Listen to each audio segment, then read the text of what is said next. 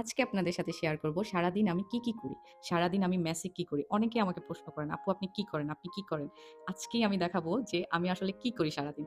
ফার্স্টে তো আমি ঘুম থেকে উঠি অনেক লেট করে, অনেক লেজি আমি। ঘুম থেকে উঠার পর কিন্তু আমি অলরেডি ২-৩ ঘন্টা ফোন টিপি। কারণ ফোনে আমার কাজ করতে হয়, আমার অনলাইনে কাজ করতে হয়। এরপর কাজগুলা শেষ করে দেন আস্তে ধীরে ঘুম থেকে উঠে তারপর হচ্ছে আমার ফার্নিচার, আমার যদিও ফার্নিচার না এগুলা, যা আছে তাই আমার কাছে ফার্নিচার। তো আমার এগুলাকে আমি রেগুলার পরিষ্কার করি, রেগুলার এগুলা মুছি। এই চকিটাতেই আমি গত ৫ বছর ধরে ঘুমাচ্ছি। চকির সাথে আমার একটা ভালো সম্পর্ক হয়ে গেছে। চকি ছাড়া আমি এখন ঘুমাইতে পারি না। চকি ছাড়া ঘুমাইতে পারি না বিষয়টা এরকম না।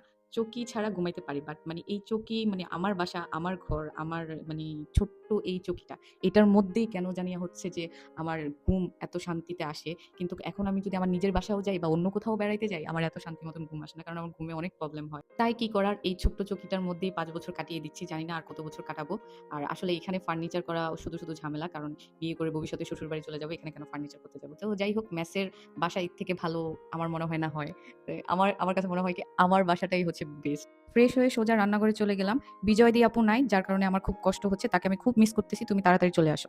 এরপর আমি কি করব? গত ৩ দিন ধরে আমি বাসা থেকে আসছি। বাট আমি হচ্ছে বাসা থেকে আসার পর ৩ দিন ধরে আমার ভাত খাওয়া হচ্ছে না।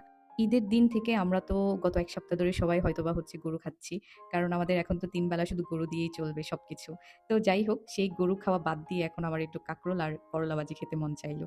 ব্যাচেলর লাইফটা যেরকম মজার, ঠিক তেমনই হচ্ছে কষ্ট যে নিজে রান্না করে খাওয়াটা। আমার মতন হচ্ছে অনেক স্টুডেন্টরাও আছে যারা হচ্ছে রান্না করে খাওয়াটা অনেক বিরক্ত মনে করে। বাট হচ্ছে অনেক মেস আছে বা অনেক হোস্টেল আছে যেখানে হচ্ছে খাবার দেয়। বাট আমাদের এখানে আমরা সবাই কিন্তু নিজে রান্না করে খাই। আমরা বাহিরের খাবার খাই না খুব বেশি। কারণ বাহিরের খাবার আমি হয়তোবা একটু বেশি খাই। বাট আমার সাথে যারা আছে ওরা টোটালি তেমন বেশি খায় না। আমি সবথেকে একটু বেশি খাই। আর সবাই কিন্তু নিজে রান্না করে খেতে পছন্দ করে। আর নিজের হাতে রান্না করে। ওরা বাহির থেকেও খায় না বা থাকে না যে বাহির থেকে মেল সিস্টেমে খাবার নিয়ে আসা খাওয়া, এগুলাও ওরা করে না। সবাই কষ্ট হলেও তারপর নিজে রান্না করে খায়। বাট আমাদের মেসে আমরা অনেক মজা করি। আমরা একসাথে রান্না করি, আমরা একসাথে পার্টি দিই, আমরা হচ্ছে বাহিরে ঘুরতে যাই।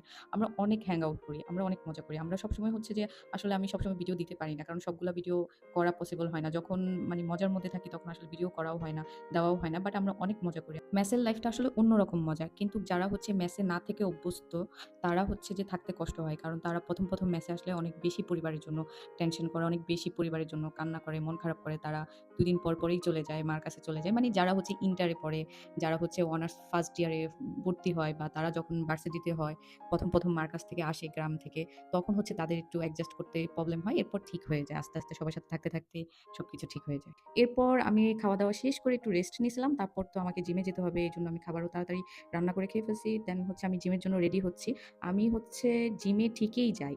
কিন্তু কি আর করব? আমার মাঝে হচ্ছে বাহিরের খাবারের প্রতি এত ক্রেভিংস হয়